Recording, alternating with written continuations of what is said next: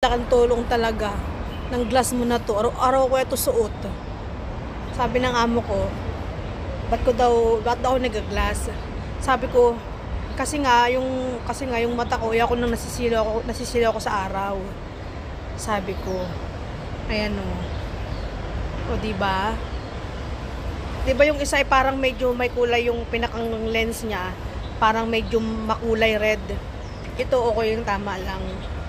Wala ko lang pakinabang nitong glass mo talaga. Sabi nga ni Rose sa akin, sis, saan galing yung glass mo lagi mo sinusuot araw-araw?